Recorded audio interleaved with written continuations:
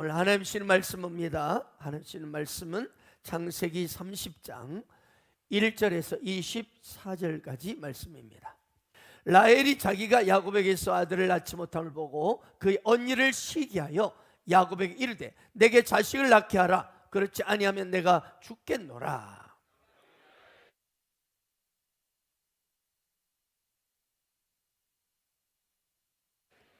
라헬이 이르되 내 요종 비라에게로 들어가라. 그가 아들을 낳아 내 무릎에 두리니 그러면 나도 그로 말미암아 자식을 얻겠노라 하고, 비라가 임신하여 야곱에게 아들을 낳은지라.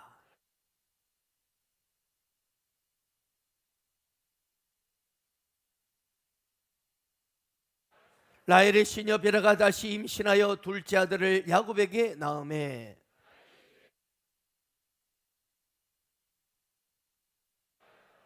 레아가 자기의 출산이 멈춤을 보고 그의 시녀 실바를 데려다가 야곱에게 주어 아내로 삼게 하였더니, 레아가 이르되 복되도다 하고 그의 이름을 가시라 하였으며, 레아가 이르되 기쁘도다 모든 딸들이 나를 기쁜 자라 하리로다 하고 그의 이름을 아셀이라 하였더라.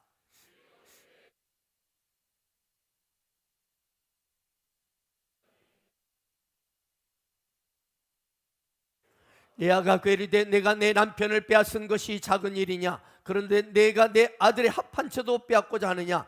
라헬이 이르되 그러면 언니의 아들의 합한 채 대신에 올 밤에 내 남편이 언니와 동침하리라 하니라.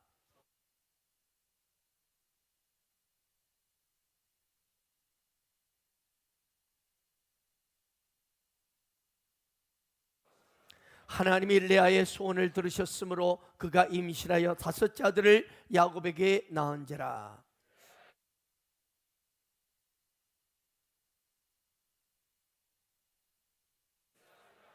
레아가 다시 임신하여 여섯째 아들을 야곱에게 낳은지라.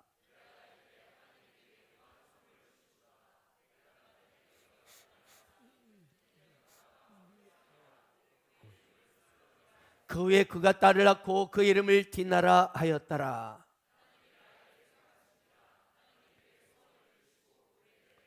그가 임신해 아들을 낳고 이르되 하나님이 내 부끄러움을 씻으셨다 하고 그 이름을 요셉이라 하니 여호와는 다시 다른 아들을 내게 더하시기를 원하노라 하였더라. 오늘날 많은 사람들이요, 성경하면 내용이 딱딱하고 거룩하고 윤리적인 내용들로 가득 차서 세상에 제일 재미없는 책이 성경이다 이렇게 생각합니다.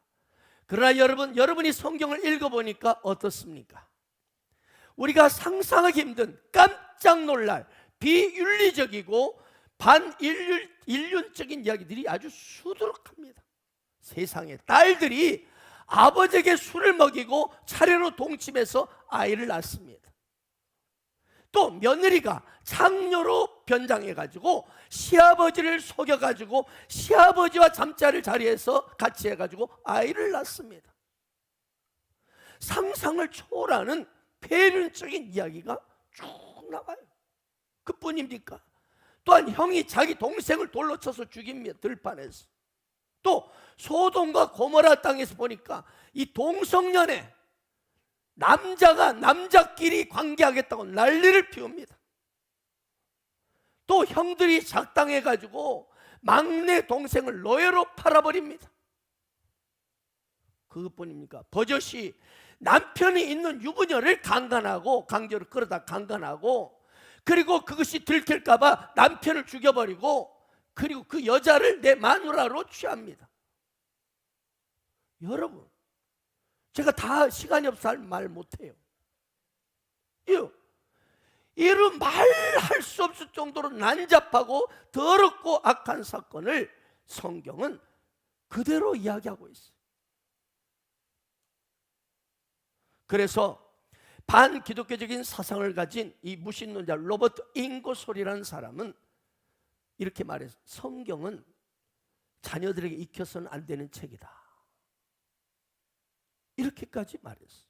여러분, 아니 거룩하고 고상해야 할 성스러운 책이 왜 이렇게 더럽고 반인륜적이고 악하고 이런 이야기들이 가득 들어있을까요?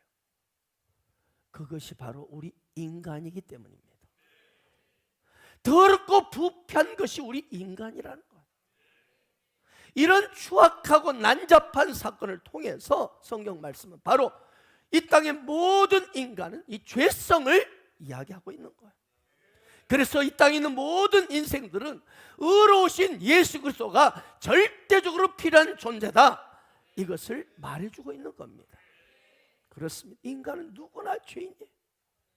그가 하나님께 선택받았든지 안 받았든지, 예수를 믿든지 안 믿든지, 교회를 다니든지 안 다니든지, 잘났든 못났든 부자든 가난하든 모두가 다 죄인인 것입니다. 그래서 성경은 말합니다. 의인은 없나니 하나도 없다. 사랑하는 여러분, 이 한 가지 사실을 명심하시길 바랍니다. 목사 여기 서 있는 그럴듯한 이 성경을 전하는 저도 죄인이고, 여러분도 죄인이고, 여러분의 부모님도 죄인이고, 아멘, 여러분의 자녀도 죄인이요, 그 누구도 다 죄인입니다. 예외가 없어요. 이처럼 나라는 존재가 죄인이라는 사실을 인정하게 되면요, 결코 교만하지 않습니다. 왜? 죄 앞에 어느 누구도 자유롭지 못하잖아요. 내 자신이 추악한 죄인이라는 사실을 인정하는 사람은요, 그래서 다른 사람이 죄를 범하는 경우를 손가락질하지 않습니다. 그 사람을 보더라도 이해할 수 있고, 그 사람을 보더라도 얼마든지 용서하는 것입니다. 그래, 나도 역시 저 사람처럼 똑같은 죄인 아닌가? 아멘. 그 사실 때문에 너그러운 마음을 가지고 용납하고 받아줄 수 있는 겁니다. 따라서 여러분, 우리의 믿음은, 우리의 신앙은 나는 죄인이다, 인간은 죄인이라는 사실에부터 출발해야 합니다. 오늘 읽었던 성경 말씀도 동일하게 죄인들의 모습이 막 득실득실 나타납니다. 이 야곱의 가정의 문제는 야곱이라는 인생뿐만, 남편뿐만 아니라 두 마누라, 이 라헬과 레아라는 이 두 아내의 시기 질투라는 죄 때문에 시작됩니다. 여러분, 시기 질투가 뭔 줄 아세요? 사랑의 왜곡된 형태가 시기 질투입니다. 사랑은 사실 굉장한 능력을 가지고 있거든요. 성경은 말씀합니다. 사랑은 오래 참고 온유하며 시기하지 아니하고 자랑하지 아니하고 교만하지 아니하며 무례히 행치 아니하며 자기의 유익을 구하지 아니하며 성내지 아니하며 악한 것을 생각하지 아니하며 불의를 기뻐하지 아니하며 진리와 함께 기뻐하고 모든 걸 참으며 믿으며 바라며 견디느니라. 네, 그래요. 사랑하면 모든 걸 극복할 수 있습니다. 사랑하면 모든 걸 덮고 견딜 수 있습니다. 야곱이 7년을 며칠처럼 여기면서 열심히 기쁨으로 그것도 일할 수 있었던 능력도 사랑의 힘이었습니다. 레아도 라헬도 야곱을 너무나 사랑했습니다. 여러분, 사랑하기 때문에 사랑받고 싶은 거예요. 여러분, 우리 인간은 사랑받지 않고는 살 수 없듯이 또한 인간은 사랑하지 않고는 살 수가 없습니다. 그래서 사랑은 언제나 상호적입니다. 서로 주고받을 때 이 사랑이 아름답고 빛나는 거예요. 그럴 때 문제가 뭐냐? 그래서 받기만 하고 주지를 않는 거야. 사랑을 받기만 하고 주지를 않아. 또 주기만 하는데 내가 받지 못해. 이때 그것이 고통이 되고 상처가 되고 한이 되고 시기 질투가 일어나고 분노가 일어나고 그 인생을 파멸로 이끌어간다는 사실입니다. 받기만 하지 주지 않는 사랑, 또 주기만 했는데 받지 못하는 그 사랑은 반드시 이것이 증오와 미움으로 바뀝니다. 분노로 바뀌게 돼 있어요. 따라서 우리는 사랑을 주는데 탁월하시기 바랍니다. 서로 사랑하고 서로 축복해주고, 할렐루야, 서로 우리는 축복하고 사랑의 찬양을 많이 불러줘야 합니다. 지금 한번 불러보겠습니다. 옆 사람 두 손 펴세요. 축복합니다. 당신은 사랑받기 위해 태어난 사람, 당신의 삶 속에서 그 사랑 받고 있지요. 당신은 사랑받기 위해 태어난 사람, 당신의 삶 속에서 그 사랑 받고 있지요. 태초부터 시작된 하나님의 사랑은 우리의 만남을 통해 열매를 맺고, 당신이 이 세상에 존재함으로 인해 우리에게 얼마나 큰 기쁨이 되는. 두 손 펴서 이름을 불러주세요. 누구는 사랑받기 위해 태어난 사람, 지금도 그 사랑 받고 있지. 이름을 불러주세요. 저는 사랑받기 위해 태어난 사람, 지금도 그 사랑 받고 있지요. 아멘. 레아는 야곱을 너무너무 사랑하는데 야곱도 돌아오는 사랑이 없어요. 그래서 그 사랑이 너무나 갈급하고 그리운 거예요. 만족이 안 되는 거예요. 그 이유가 있어요. 왜 그러죠? 이 동생 라헬 때문에. 라헬이 자기보다 훨씬 예쁘게 생겼어. 외모로는 라헬과 경쟁이 안 돼요. 그런데 이 남편 야곱은 이런 라헬만 바라보고 사랑하지 도대체 이 레아인 자신에 관심이 없어. 그래서 동생이지만 라헬이 미워. 여러분 아이들도 보세요. 막 찔러버리잖아요. 자기 동생. 막 그 동생만 사랑하고 나는 사랑합니다. 막 모르자. 엄마 아빠 모르게 막 찝어버려. 막.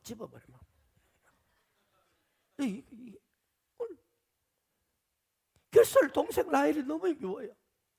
동생이지만 막 시기 질투가 나는 거예요. 반면에 레아는 아이 하나는 퐁퐁퐁퐁 잘 난 거예요. 힘만 주면 폭 나와. 그래서 제가 가만히 생각해 봤거든요. 임산부가 아이를 낳을 때 어떻게 하면 아이를 쉽게 쑥 낳을 수 있을까? 그래서 보니까 주여, 아니다. 주여 하면 안 되겠구나. 왜? 주여 할 때 힘이 분산되잖아. 주여 하면서. 그래서 얻은 결론은 뭐냐? 주님! 하는 거야. 주님. 그래서 주님! 할 때 아랫배 힘이 쑥 들어가고 쑥 나오겠구나. 그러면 여자분들은 출산할 때 이거 싫어요. 박은영 전도사가 내가 적용하라 했더니 그러더니 쏙쏙쏙 잘 나왔어요. 그래서 주여 하지 마세요. 주여 하면 바람이 세버려. 주여 하면 배에 힘이 안 들어. 주님 하는 거야. 그때 그래서 쉽게 쑥쑥 나기를 축복합니다. 아무튼 라헬의 능력이 외모에 있었다면 레아의 능력은 출산, 생산 능력에 있었어요. 레아가 아들 넷을 낳는 동안에 라헬은 하나도 아이를 못 낳아. 그래서 이번에 누가 시기에? 라헬의 시기가 질투가 시작된 거예요. 이 모두가 남편에 대한 사랑, 남편한테 사랑받으려고. 사랑이 없다면 이런 일이 없었을 거예요. 사랑하기 때문에 미워. 사랑이 없으면 미움도 증오도 없어. 그래서 일본 기독교를 대표하는 우찌무라 간조는 이런 말을 했습니다. 정당한 분노가 있듯이 정당한 질투가 있다. 아버지가 아들의 불효에 대해서 격분하는 것은 정당한 질투다. 또 남편이 아내의 부정을 용서하지 않는 것도 또한 정당한 질투다. 만일 아버지가 아들에게 사랑을 요구하지 않고 남편이 아내의 부정을 용납한 것 같은 일이 있다면 그것은 아버지나 그 남편이 그 사람에게 사랑이 없다는 것을 의미한다. 여러분, 그렇습니다. 사랑하기 때문에 시기하고 질투하고 증오로 바뀌는 것. 그런데 여러분, 레아와 라헬 이 두 사람의 시기와 질투 때문에 누가 결국 손해를 봅니까? 누가 손해를 봤어요? 피해를 입은 것은 바로 시기 질투한 당사자 본인들이었습니다. 이걸 알아야 합니다. 이런 이야기가 있습니다. 어떤 운동선수가 있었는데 그가 챔피언이 돼가지고 많은 사람이 축하를 받고, 그리고 막 동상까지 세운다. 우리 마을에 저런 인물은 동상을 세워야 된다.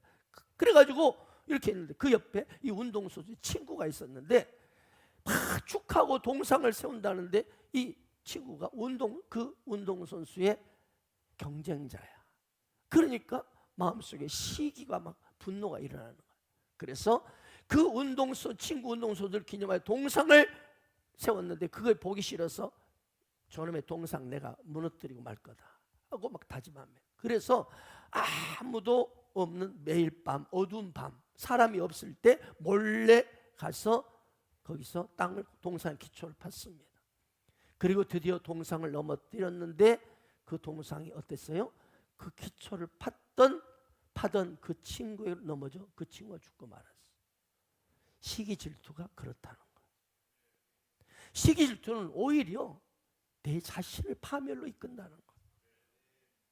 결국 시기 질투는 자기 손해고 자기 함몰에 빠지게 되고 불행해지고 그 인생이 오히려 자기 가슴에 비수를 꽂는 불쌍한 인생이 되고 만다는 거예요. 그러면 우리는 시기 질투를 잘 다스려야 될 줄로 믿습니다. 이 사람이 지혜로운 사람이요 성숙한 사람입니다. 자, 그러면 우리는 어떻게 해야 이 시기 질투를 다스릴 수 있을까? 이 시기와 이 질투 어떻게 우리는 다스릴 수 있을까? 첫째, 여러분, 자족하는 인생을 사십시오. 자족하는 인생. 디모데전서 6장 6절로 9절 봅니다. 그러나 자족하는 마음이 있으면 경건은 큰 이익이 되느니라. 우리가 세상에 아무것도 가지고 온 것이 없으면 또한 아무것도 가지고 가지 못하리니 우리가 먹을 것과 입을 것이 있은즉 족한 줄로 알 것이니라. 부활이 아는 자들은 시험과 얼마 여러 가지 어리석고 해로운 욕심에 떨어지나니 곧 사람으로 파멸과 멸망에 빠지게 하는 것이라. 이곳에 있는 여러분, 예배드리는 여러분, 자족한 인생 사시기를 축복합니다. 그럴 때 시기 질투는 사라지게 되어 있습니다. 자, 그러면 우리가 어떻게 해야 자족하는 삶을 살 수 있을까? 오늘 본문을 보게 되면 레아와 라헬에게는 장점도 있었고 단점도 있었습니다. 라헬은 얼굴이 아름다웠습니다. 또한 남편에게 사랑을 넘치도록 받았습니다. 이것만으로 그녀는 충분히 자족할 수 있었어요. 그녀는 이 두 가지만으로도 그는 얼마든지 감사할 수 있었어요. 그러나 문제가 뭐예요? 그에게 있는 것, 좋은 것은 안 보고 안 좋은 것만, 없는 것만 본 겁니다. 까마귀 눈을 가진 것, 까마귀. 썩은 것, 죽어가는 것, 이 어둠의 것을, 없는 것을, 부정적인 것을 자꾸 보는 것. 여러분, 이처럼 까마귀 눈, 부정적인 것에 초점을 맞추고 없는 것에, 안 좋은 것에 초점을 맞추는 인생은, 눈은 스스로 자신의 삶을 힘들게 하고 자신의 운명을 고달프게 만듭니다. 없는 것, 자식이 없다는 것에 한을 품은 거야. 내가 외모가 너무나 아름답고 그처럼 남편한테 따뜻한 사랑을 너무나 많이 받고 있는데 그걸 생각 안 하고 없는 것, 부정적인 것, 새끼가 없다, 아이가 없다, 여기에 도끼를 품은 거야. 언니 레아도 마찬가지예요. 레아가 비록 동생 라헬보다는 못생겼지만 하나님은 공평하신 하나님이셨어요. 늘 사랑받지 못한 그 마음을 아시고 그녀의 울부짖는 기도에 응답하셔서 계속 4명의 아들을 그냥 퐁퐁퐁퐁 이런 출산의 기쁨을 주셨거든요. 자기가 가진 거, 이 아름다운 이 아들을 주시는 하나님의 사랑에 만족해야 하는데, 그러나 만족하지 못해. 많은 자녀들을 계속 선물로 주시는데도 그 좋은 것에는 만족할 줄 모르고, 그것은 그냥 당연한 것처럼 여기고, 그냥 남편 내 남편의 사랑을 받고 싶다, 여기만 온통 골몰해 있는 거예요. 그것이 문제가 돼서 서로 시기 질투로 아주 그냥 난리가 나, 복잡한 가정을 만들어 버린 거예요. 여러분, 우리는 다 잘할 수 없습니다. 다 가질 수 없습니다. 내가 잘한 부분이 있으면 못한 부분이 있거든요. 그래서 우리가 뭐냐, 못한 부분에 초점 두지 말고, 아멘, 내가 잘된 부분, 잘한 부분을 잘 살려서 가꾸는 것이 행복의 길이고, 그것이 시기 질투 해방될 수 있는 지릿그림을 믿으시기 바랍니다. 더 나아가 비교하지 마세요. 비교하지 말고. 레아와 라헬의 불행이 어디서 시작되었는가? 비교식. 서로 비교한 거예요.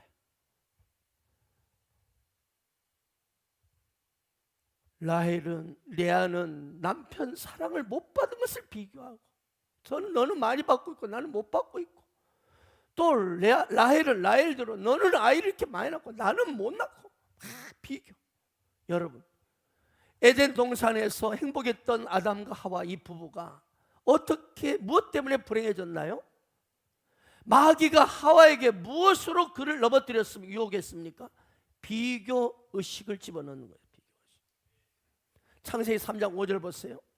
너희가 그것을 먹는 날에 너희 눈이 밝아 너도 하나님같이 되어서 선악을 알 줄 하나님이 아신다. 그렇습니다. 마귀가 하와에게 너도 저 선악과 먹으면 하나님처럼 돼, 하나님과 비교를 집어넣으면서 그를 인생을 파멸로 몰아넣어버렸어요. 여러분, 비교하게 되면 둘 중 하나예요.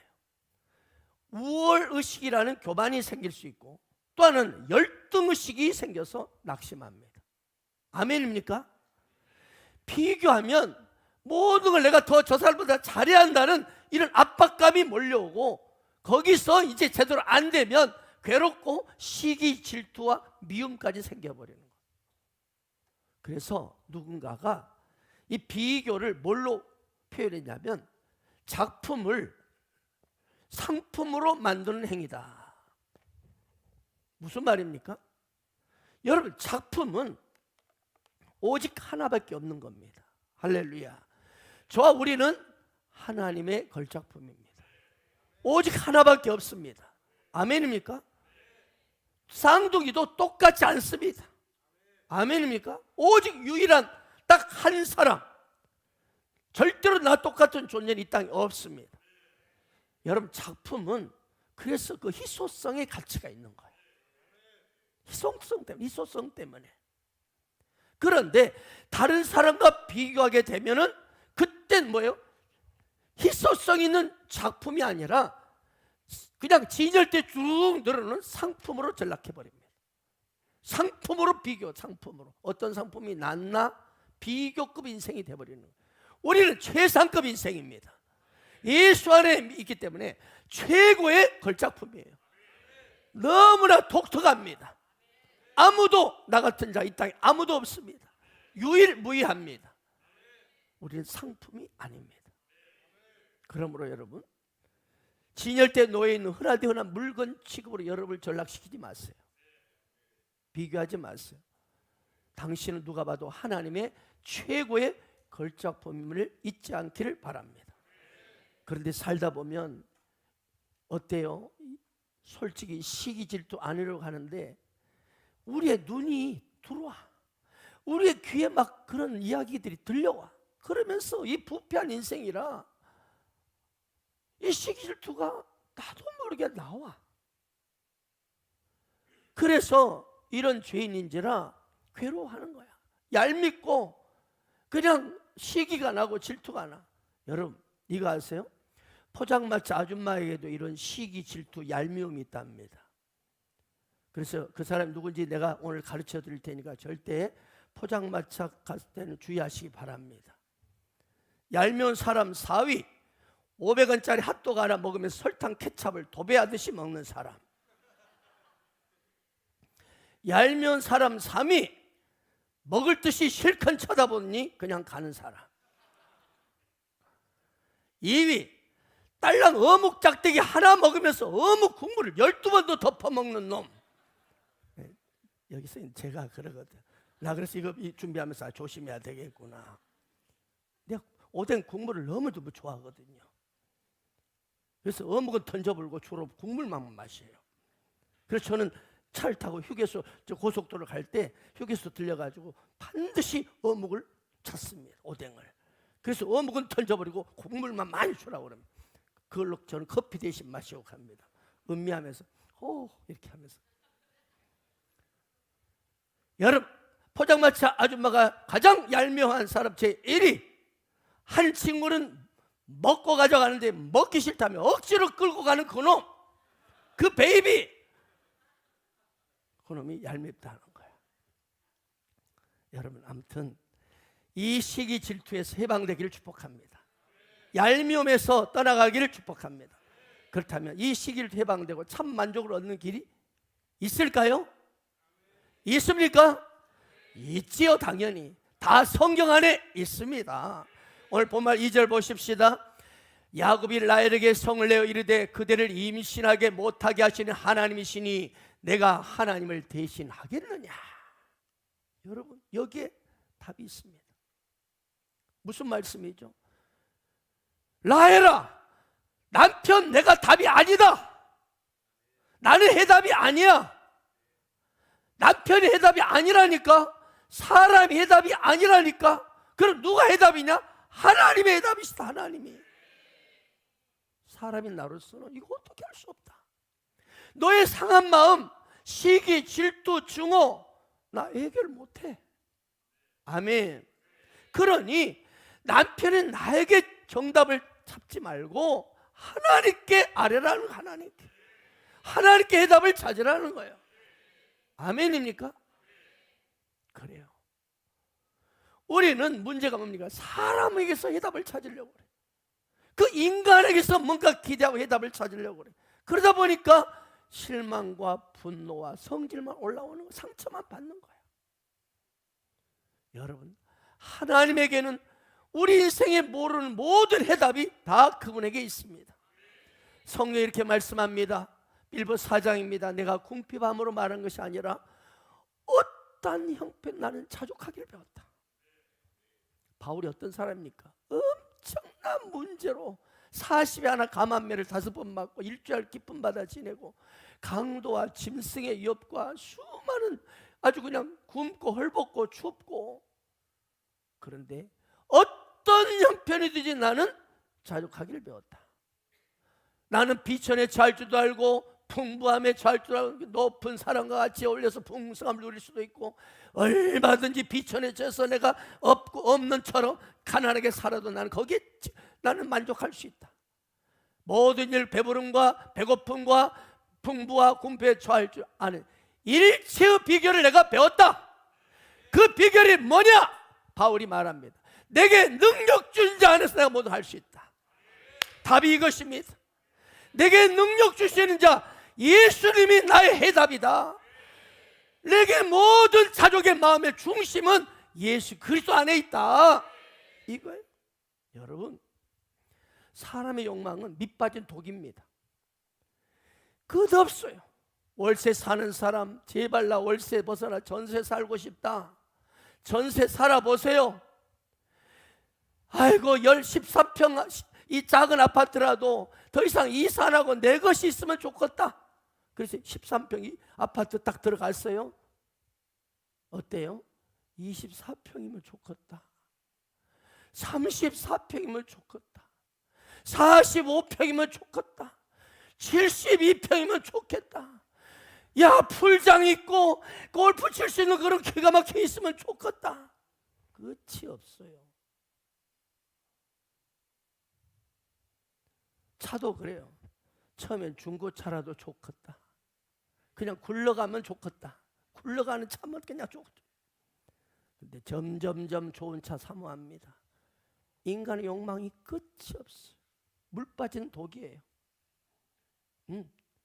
이 세상의 이 욕망은, 세상의 물은요 마시면 또 갈증이 생깁니다. 더 먹을 수 없어요. 더. 그러나 영원한 생수 되시는 우리 주님 예수 주신 만족은 영원히 우리를 만족케 하십니다. 무신난조로서 이 변호사였던 이 코레렌스 데로라는 사람이 있는데, 이분이 미국이 불황에 있었잖아요. 아주 큰 불황에 있었을 때, 경기 엄청 안 좋을 때 시카고 남부, 특히 거기 흑인들이 몰려 사는 그 지역을 방문하게 되었어요. 그리고 그 흑인 형제들과 대화할 수 있는 기회를 갖게 되었습니다. 그런데 이들은 미국 공항에다가 너무나 어려운 환경에 있었기 때문에 하루 세 끼는커녕 한 끼도 제대로 못 먹고 그냥 버티고 살고 있었어요. 그런데 그런 인생들인데도 찬송하는데 너무나 빛나는 얼굴로 막 찬송을 하는 기쁨으로 여기에 데려오는 깊은 감명을 받았어요.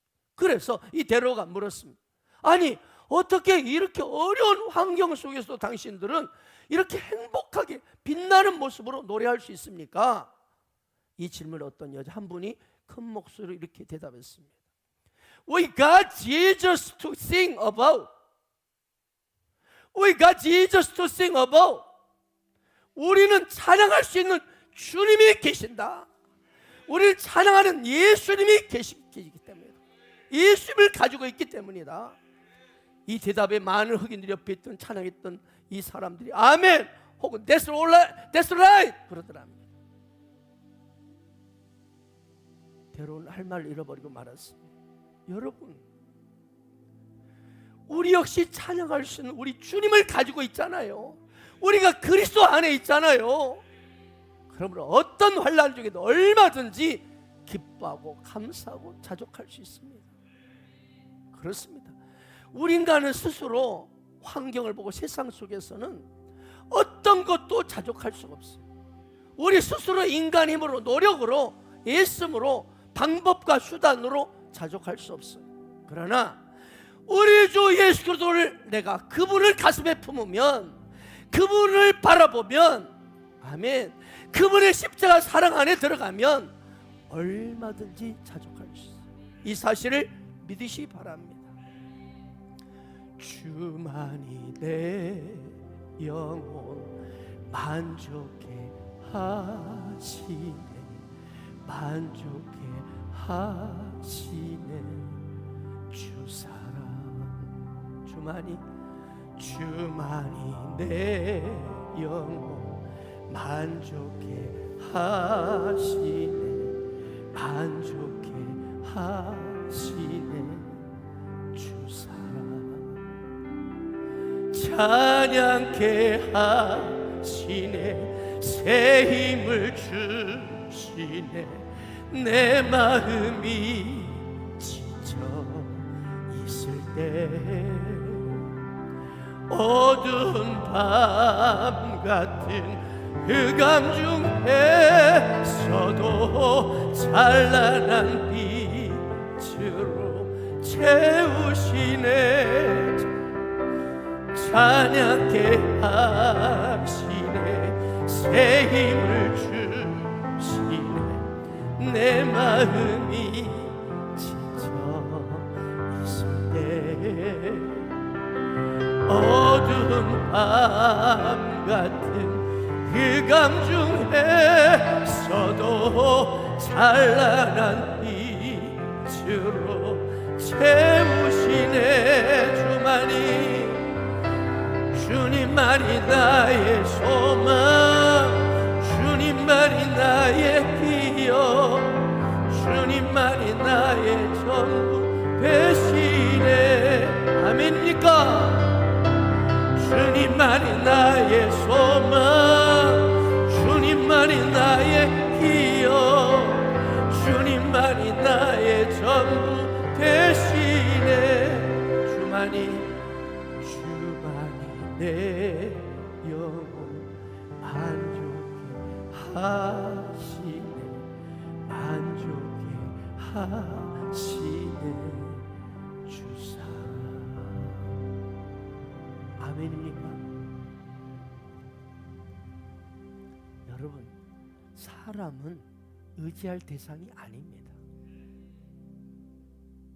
많은 사람이 사람을 의지하고 믿다가 거기서 팍 무너지고 괴로워합니다. 그 사람이 아무리 대단하고 훌륭하고 멋지고 최고의 그런 인격을 가지고 있어도 그는 여전히 죄 많은 인간일 뿐입니다. 여러분, 그걸 아셔야 돼요. 사람요, 아무리 훌륭하고 멋지다, 여러분, 그 사람 여전히 죄 많은 인간일 뿐이에요.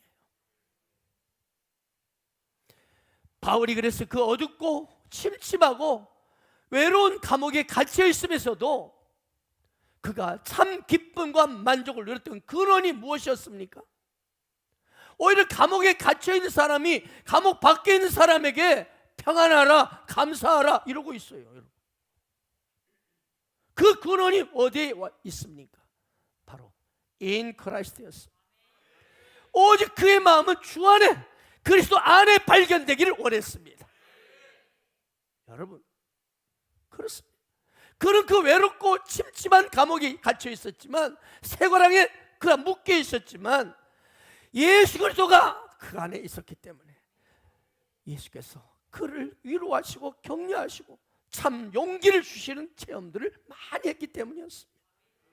이 자리에 계신 여러분 모두도 주 예수 그리스도를 믿으십시오. 믿기만 할 뿐만 아니라 그분을, 살아계신 그분을 만나십시오. 이 가슴으로 주 예수 그리스도를 만나세요.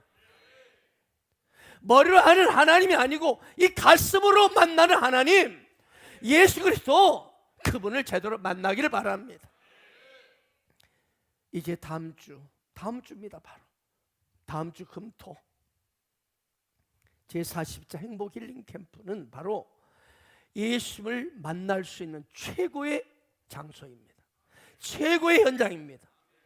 그 현장 가운데 수많은 사람이 머리로만 알던 지식의 하나님, 남의 하나님이었던 그들이 그냥 머릿속에 갇힌 하나님이 가슴속에 살아 숨쉬는 인격의 하나님을 만났습니다. 그러므로 혹시 지금 내 마음 가운데 컬컬한 심령, 만족이 없고 뭔가 허전하고 뭔가 외롭고 마음의 기쁨과 평안과 감사가 부족하십니까? 이번 제40 행복 힐링 캠프, 이번에는 2시간 가는 평창에서 안 합니다. 바로 이곳에 합니다. 이곳에. 너무 최고의 자리, 할렐루야. 멀리 가지 않습니다. 이 편한 장소에서 마음껏 주님을 만나기를 축복합니다. 아멘. 꼭 참석하세요. 멀리 1박 하기를 부담스러워하는 분들을 위해서 준비했습니다. 믿지 않는 불신자 남편, 그리고 그런 환경, 애매한 환경이 있다면 이번이 최고의 기회입니다. 이 기회를 반드시 붙잡으셔서 할렐루야, 하나님을 만나면 다 인생이 다 풀립니다. 문제가, 인생의 그 엄청난 이 산과 같은 문제도 예수님 만나면 내 호주머니 쏙쏙 들어가 버리고, 문제가 아무것도 아니야. 그걸 경험하신 분들 두 손 들고 아멘 아멘. 예수님을 제대로 만나면요, 세상이 줄 수 없는 참된 평안, 기쁨, 감사가 넘치게 될 것입니다. 그런 여러분 되기를 축원합니다. 그리고 또 하나, 여러분, 여기서 배우는 우리 교훈은 뭐냐? 신앙은 기다립니다.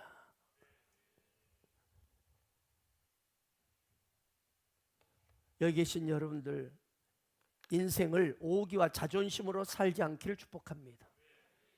라헬은 오기와 자존심으로 문제를 일으킵니다. 어떻게 하든지 자기 언니를 이기고 싶었어. 자존심 때문에 오기가 생긴, 오기가. 그래서 자기 몸종 비라를 남편한테 첩으로 줘서라도 레아 언니를 이기고 싶었어.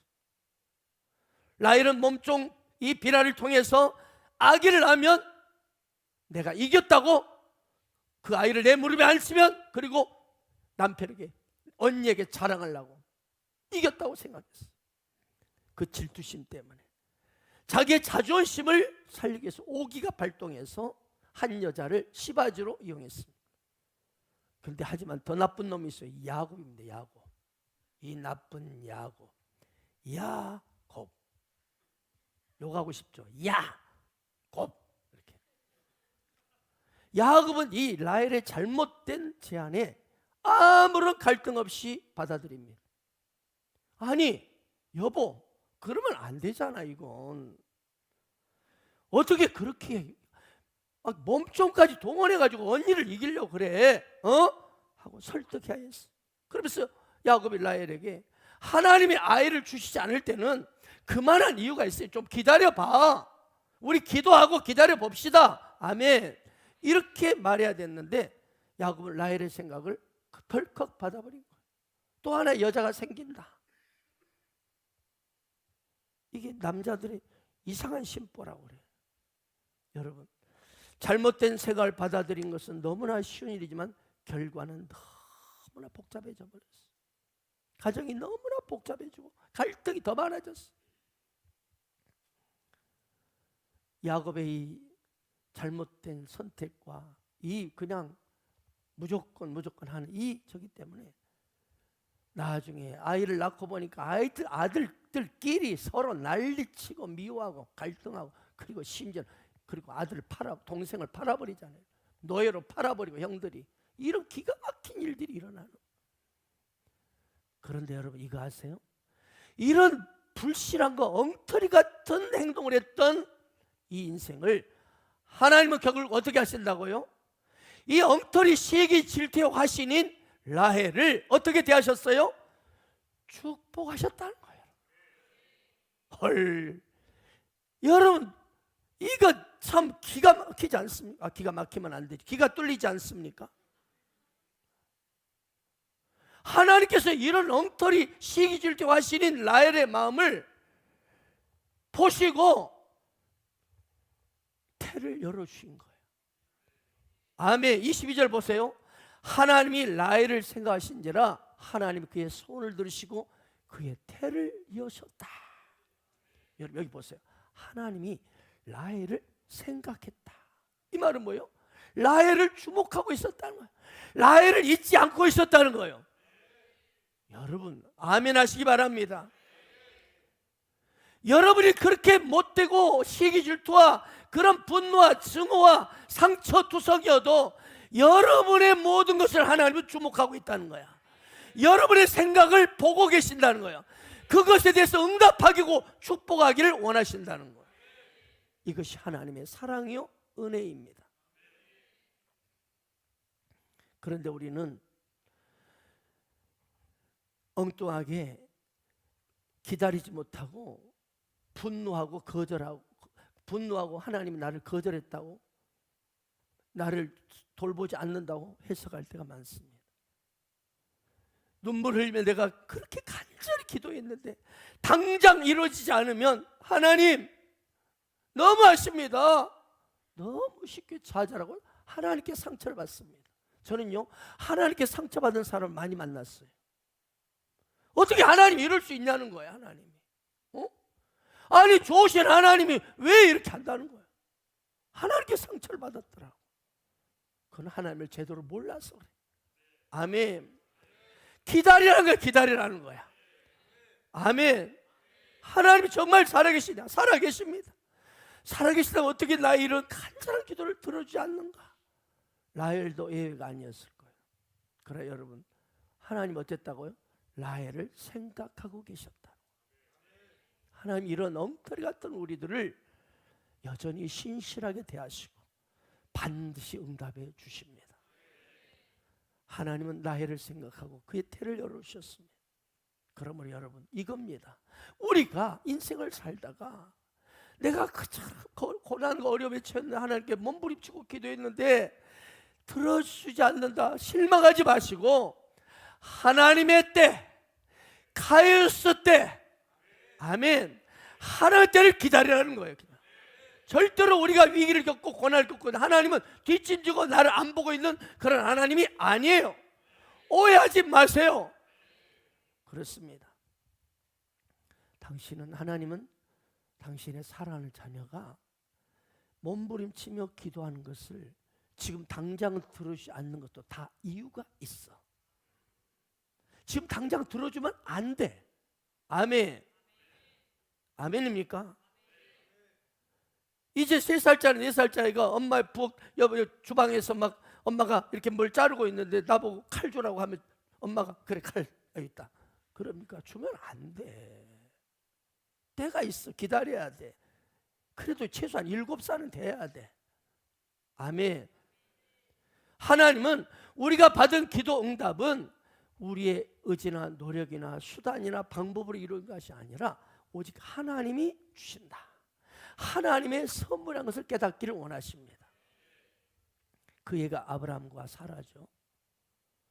아브라함과 사라는 하나님부터 아들을 주시겠다는 약속을 받았지만 25년을, 그리고 이제 사라도 월경이 끊어지고 이 아브라함도 100세 이미 다 모든 것이 다 끝났어. 정력도 쇠했어. 더 이상 전혀 갈 수 없는 100세. 그런 불가능한 상황에서 이삭을 얻었을 때 어때요? 비로소 아브라함과 사라는 이 아이는 누가 주셨다? 하나님이 주셨다. 이걸 확실히 믿게 하시는 거예요. 우리의 믿음을 증가시키는 거예요. 이렇게 태어난 이삭 어때요? 리브가 결혼했는데 그때가 40세였어. 근데 20년 동안 아이를 못 갖네. 헐, 20년 동안 별의별 방법을 다 썼을 거예요. 아마 뭐 이게 좋다는 약도 다 먹어보고 약초도 다 먹어보고 뭐 별의별 신통한 뭐 막 침도 맞고. 그런데 20년 만에 아이를 봤어. 쌍둥이 에서와 야곱. 그때 뭘 이 리브가와 이삭이 깨달았을까요? 하나님이 능력은 역신하구나. 하나님은 신실하시구나. 하나님이 이 아들을 주셨구나. 우리 힘이 아니라 하나님이 주셨구나. 라헬도 마찬가지죠.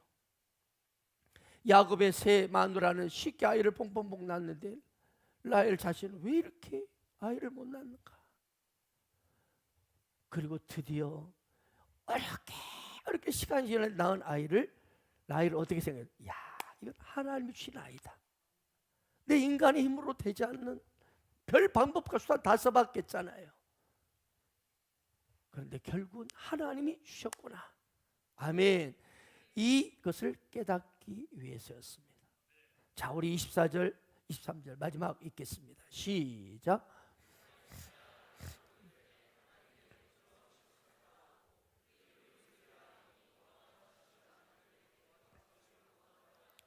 드디어 라헬에게서 아이가 태어납니다.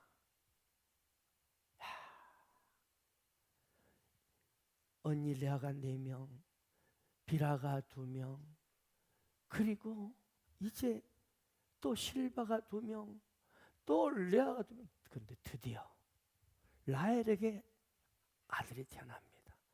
그 유명한 누구죠? 요셉입니다. 요셉이란 하나님이 부끄러움을 씻어주셨다. 여러분, 그렇습니다. 우리 하나님 이런 분입니다. 지금 당장 여러분의 마음이 부끄러움과 연약함과 상처와 슬픔과 그런 한이 여러분의 가슴에 쌓여 있을지라도 반드시 때가 되면 하나님의 시간표 카이로스 때에 여러분의 부끄러움을 깨끗이 씻어주십니다. 반드시 응답하시고 축복하십니다. 거기 누가 있는가라는 책이 있는데, 이런 동화가 있는데요, 거기 이런 이야기가 나옵니다. 연못이 있었는데 물망초와 수련이 거기에 살고 있었어. 근데 물망초는 늘 불평투성이야. 허구한 날 나는 물에다만 뿌리만 내리고 살아야 하는 자신의 신세. 저 육지도 한번 올라가 보시면 계속 물에다가 내 뿌리려고 해서 막 자신 한탄, 신세를 한탄하고 불평하는 거야. 그러다 보니까 모든 것이 짜증이 나고 싫어져. 그래서 자기 가까이 오는 물방개도 싫고, 심지어 저기 아름다운 산이 이렇게 해가지고 그늘지는 그 산의 그늘도 막 짜증이 나는 거야. 왜 나한테 그늘이 지는 거야? 하고 막 그런데 연못 기슭에 있는 수련은 늘 즐거움이 많았어요. 왜? 수련은 물망초와 달리 야, 내가 물에서 살고 있는 게 너무나 감사해서 언제나 끊임없이 물을 공급받을 수 있는 나. 그래서 이 기쁘니까 이 어떠다가 이 물잠자리가 오고 곤충들이 와도 귀찮게도 너무나 좋은 거야. 너무나 고맙고 가까이 막 같이 즐거우니까 내가. 시간이 지나자 늘 불평하는 물망초는 어떻게 됐어요? 막 불평하고 짜증내니까 아무도 오질 않아. 그러다 보니까 결국 물망초 혼자 있다 보니까 점점점 물파래만 잔뜩 끼게 되고 물파래로 인해서 물망초는 점점 자신도 죽어갑니다. 죽어버렸어요. 그런데 수련은 어때요? 주변에 더욱 많은 꽃들이 이 물잠자리 곤충들이 가져다 준 씨앗으로 인해서 막 함께 꽃들이 피어나기 시작해. 그러기 이제는 꽃을 보고 나비와 벌도 함께 모여들고 한마디로 아름다운 연못이 이 수련을 통해서 이루어진 거예요. 여러분 불평하지 마세요. 기다리세요. 하나님의 시간표가 있거든요. 우리의 크로노스가 아니라 인간의 이 2023년 8월 27일에 이 시간이 아니고 하나님의 때가 우리에게는 있어요. 왜? 하나님의 자녀이기 때문에 하나님의 시간표가 우리에게 또 다르게 움직이고 있다는 사실을 기억하시기 바랍니다. 하나님의 품 안에 있기 때문에 그분의 시간표 안에 우리가 움직이고 있다는 사실을 기억하시기 바랍니다. 그럴 때 우리 삶에 어떤 문제를 닥쳐도 실망하거나 낙심하거나 상처받지 않습니다. 어려운 상황에 처할 때 여러분 원망과 불평보다 그걸로 상처로 맞서지 마시고 기다리기를 축복합니다. 카이오스 때를 기대하시기 바랍니다. 요셉 보세요. 요셉 믿었던 형들, 세상에 믿었던 형들에게 세상에 이집트 노예로 팔립니다. 팔아먹어버려요. 그것도 얼마나 큰 상처겠어요.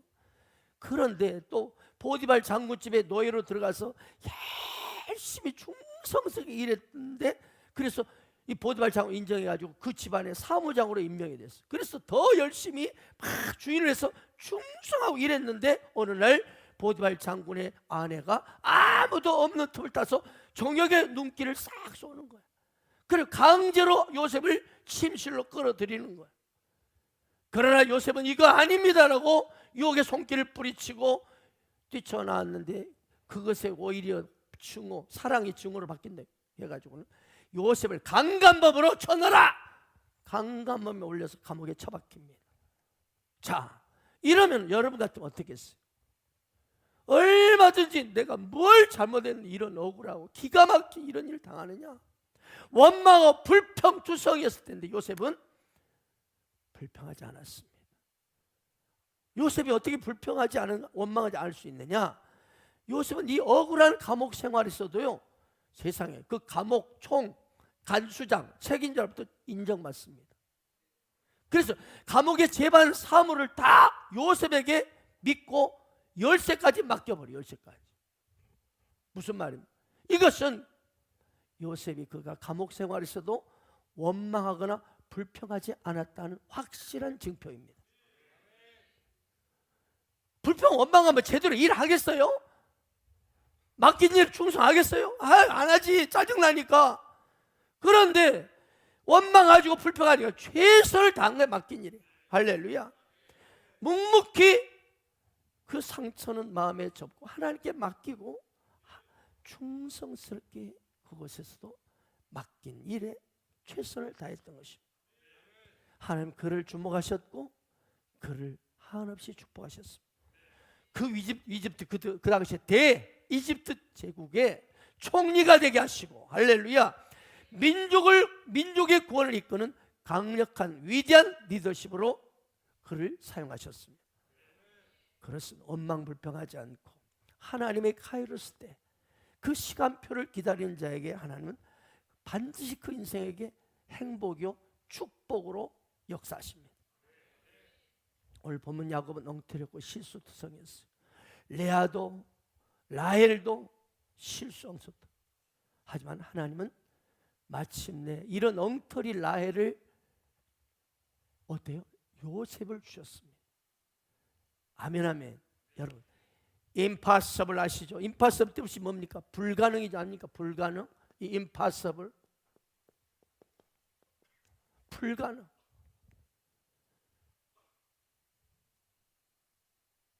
불가능하다.